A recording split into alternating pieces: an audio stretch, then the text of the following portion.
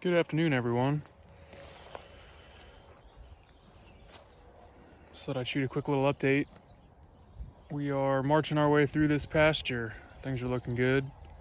And actually, I don't know if you can tell kind of where that water trough is. This line right here, that was the line of the first paddock. The video I just released was turning them into this corner up here. And just you can see the difference between what they grazed yesterday and, well, let's see, that would have been,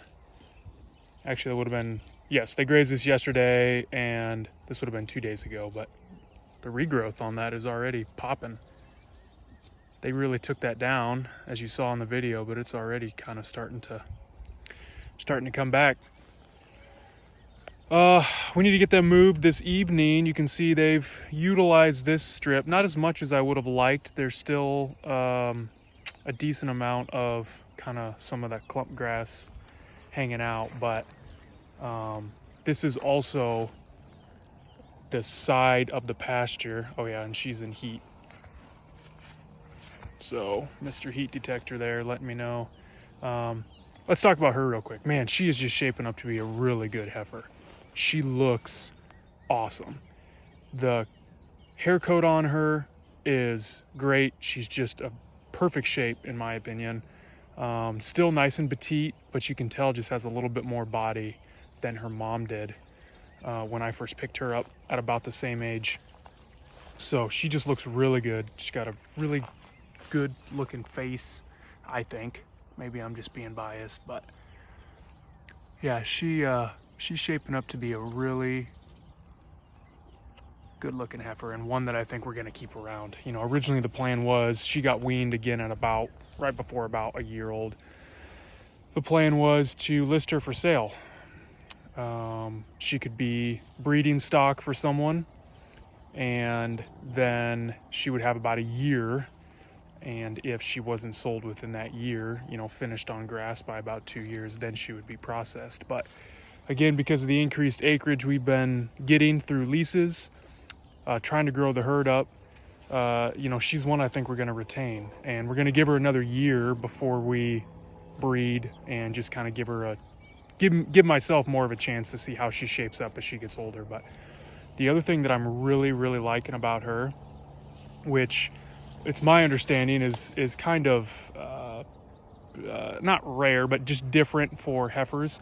Her heat cycles are 21 days on the dot, and they have been for about 4 months now, which is awesome, because when it comes to AI, that's going to be my biggest helper to success, is knowing when these girls are going to be coming into heat, just so I can make sure that I'm off of work, that I have the time off, that I'm ready to travel to the vet, and I know, you know, when to be looking for them to be coming back into heat to see if that previous AI attempt was successful. So just a very nice, her mom has always been a very strong cycler, cycled regularly. She obviously got pregnant twice.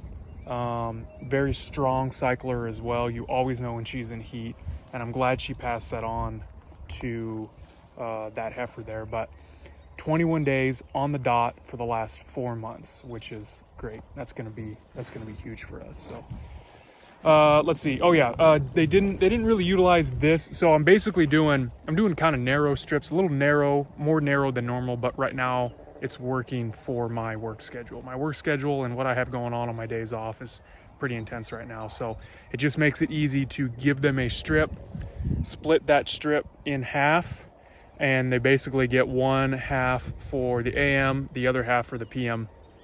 We got off, obviously they got the second half for the AM this morning, but it also works because my watering point is down there at the start of each strip. This is good because I've been having problems with my pump. That little Milwaukee 18-volt transfer pump it's having trouble pushing past 250 feet. And right now we're about 300 feet back, way back here in this corner is where my well pit's at. And so I need to essentially leave my water point down there at that end. So I only have about a 150, 200 foot stretch obviously closer as we start working our way that way. Just because now that we have more head and lactating females, 25 gallons is not getting us through, 50 gallons is not getting me through a plus 24-hour shift. So when I fill up in the morning at about 5:30 in the morning before I head into shift, I don't get back here till roughly 7:30, maybe even closer to 8 o'clock the following day. So I've got over 24 hours that I need that water trough to stay filled. 50 gallons, like it has in the past, is no longer lasting this size herd. I need to jump up to 100 gallons, which means multiple trips with the Ranger, that little water tank I have in the back of the Ranger, multiple trips with that, or just extended fill times off of that transfer pump. And what was happening was I just don't have time. I do not have time in the morning. Now that we have our meat chickens in, we've got the chicks in the brooder. I actually have a couple of laying hens this year. I'm dealing with them. On top of getting the cows moved, I just don't have time. So that's a very long way of saying I'm running very narrow strips right now, just so I can leave the watering point down there, fill it off of the transfer pump out of the pit. I can have that fill in while I'm doing my other chores. And they only have essentially a day, 24 hours access to each strip. So they're not going to go back and regraze, but if they do, that's all right, because the grass has not started regrowing yet. So, all right, they're getting ready for their move. So let's get them into their new area here. The other thing I've been super pumped on is that the calves have been picking up on moving. They know. They're probably not going to do it for me in this video. They're going to prove me wrong, but let's see if we can get them moved, and I'll show you how quickly the calves have picked up on it. Hey, girls. Hey, girls. Come on, girls. So obviously the cows read the body language of the other animals. They know when they're get up and moving, but there's been a few mornings, they're not doing it now, but there's been a few mornings where as soon as I let out my hey girls call, the calves pop up and they're one of the first in line even before the rest of the herd. So I've never had that much luck trying to move calves. Now, actually getting them through the gate opening, depending on how big of an opening I give them, has been a challenge. But sometimes they run right through and follow the herd. Other times they hang out and then they get a little confused. But come on, girls. The stuff they're going into is awesome. I would be excited to eat it. I got my alligator clips here.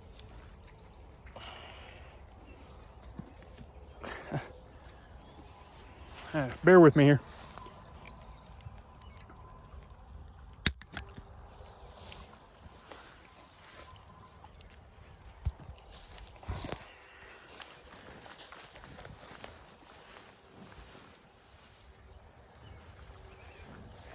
Come on, Mama. Good girls. Yeah, this stuff is just dynamite. And it's putting on a seed head. I got after it too late again. Every year, I need to watch these. I mean, this is only my first year doing these videos, but I need to make sure I go back and watch every year because to remind myself that I should probably get started grazing a little bit soon. Obviously, this year is different because of the spring conditions, but I should probably get grazing a little bit sooner than I think I should because I can never keep up with it. It always gets away from us.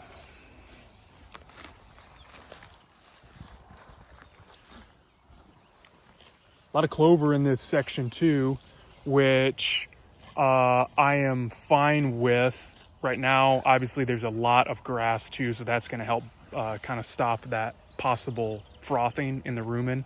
But it's dry, it's later in the afternoon. Wet clover has more of a tendency to cause bloat than dry clover. This stuff is dry, and the sun's been on it, so the sugar content's a little bit higher. That Brix is elevated. They're gonna be all right. Try not to shock myself here.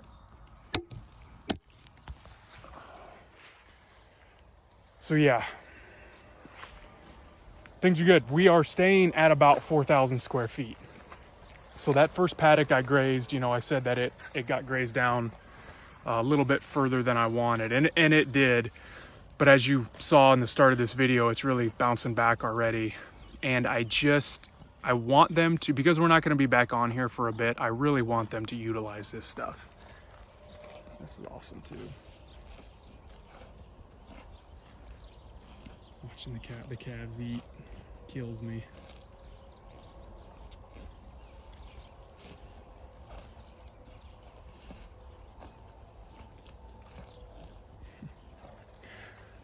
Yeah, so we're not going to be back on here super quick. So I'd prefer to have them take it down quite a bit. I obviously, you know, I don't want to take more than half. We're getting some clover there, buddy, huh? Nice sugary clover.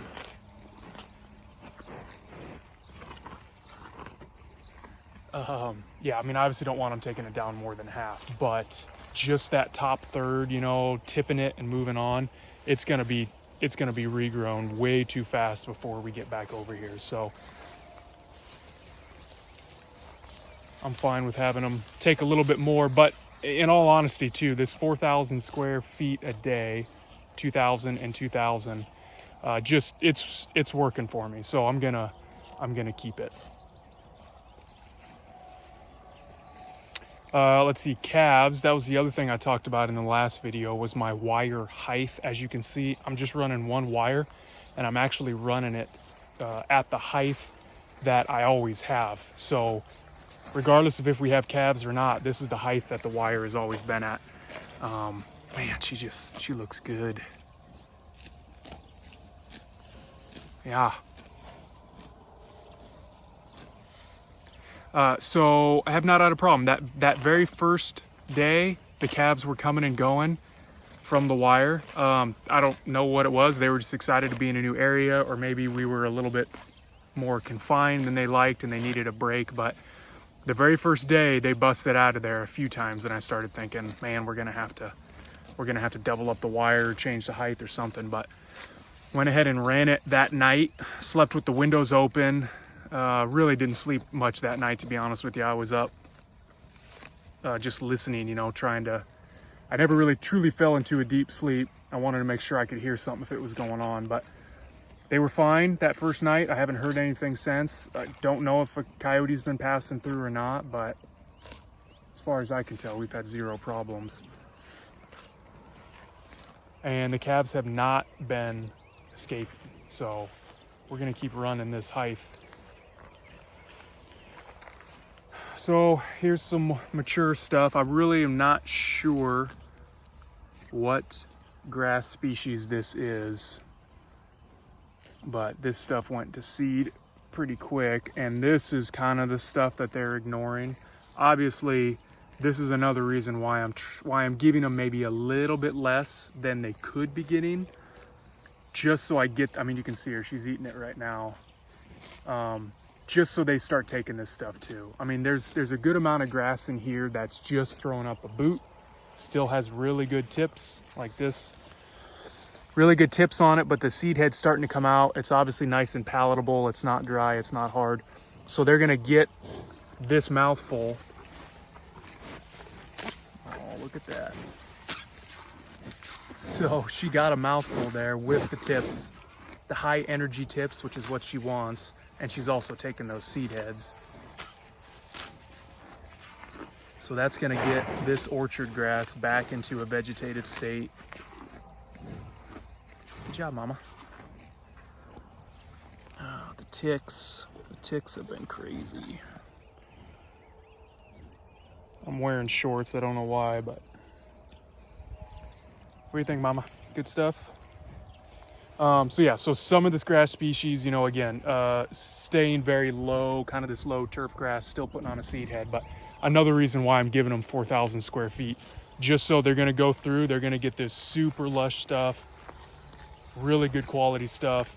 And then once they deplete this, then they'll go back and they'll start taking the seed heads off some of that other grass. So if I had given them whatever, 2,500 square feet, 3,000 square feet per paddock, just to try and fly them through this pasture sooner, they would do what they're doing now. They would take the tops of the really good stuff that hasn't quite gone to seed yet, and they'd be grabbing some of that seed head, but they would fill up and they would be able to get everything they need without having to go to some of this other grass species that I would like them to take the seed heads off of as well, if that makes sense. I don't know if that made sense at all, but smaller areas, they're going to eat everything. There you go.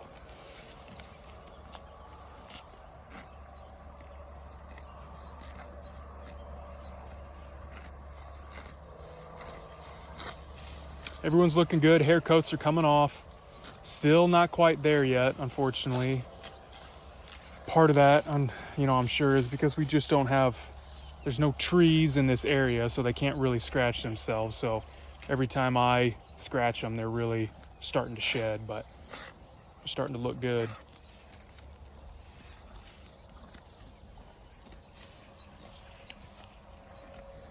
We actually have some cold weather coming up. I think there's a few days next week in the 60s with overnight temps in the low 40s,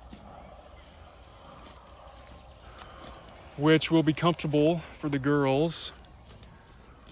Chickens, however, are definitely going to need their heat lamps.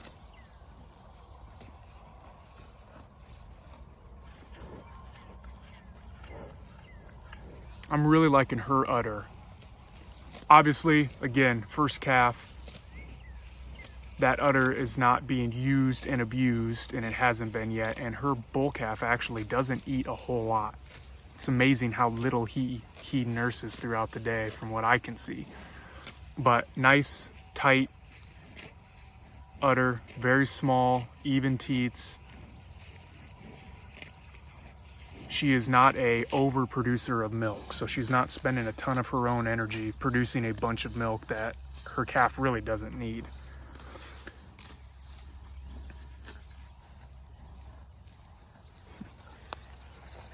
You're good, buddy. Keep eating.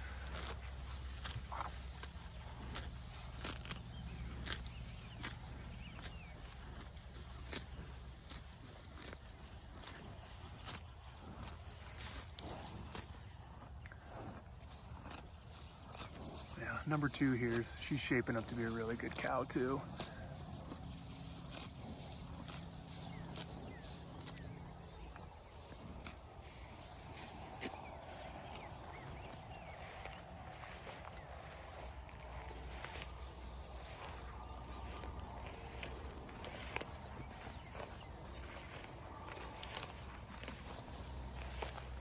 And we're getting closer on number 1 here. She will be calving relatively quickly. Actually, I think I was looking the other day. I think she might have even lost her mucus plug. She had a pretty good strand of mucus coming out, stuck to her tail, was hanging down by her legs, which would be a few weeks pre-calving, but that's a sign that she'll be getting ready.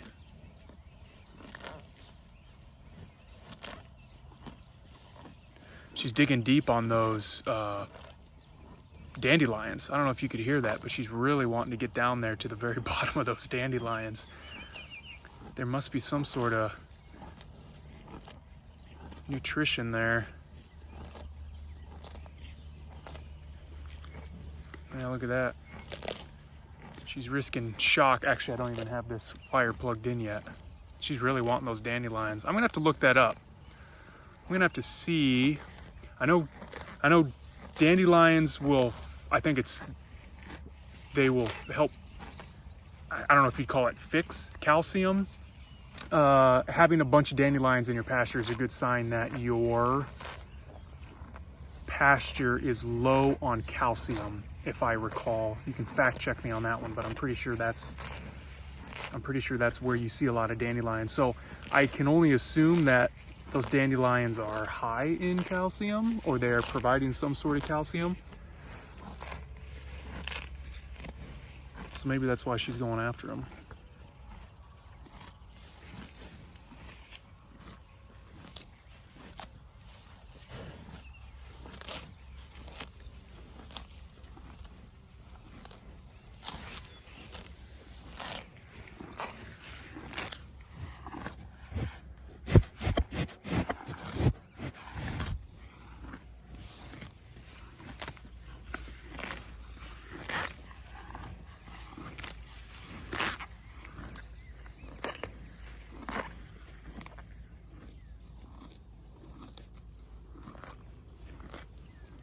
the mineral intake of the girls has been lower, which that does happen every year. You know, you get through winter, they're heavy on the mineral, they're heavy on the supplements. Again, the salt, the Icelandic sea kelp, and the molasses, they go through that stuff a lot during the winter.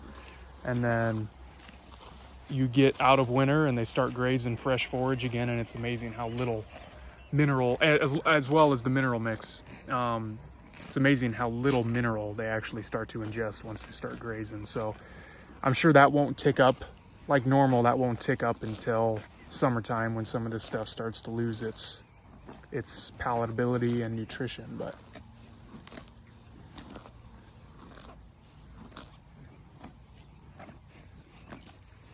I know everyone says it when they put videos online, but man, I could just sit here and watch and listen to cows eat, graze every day.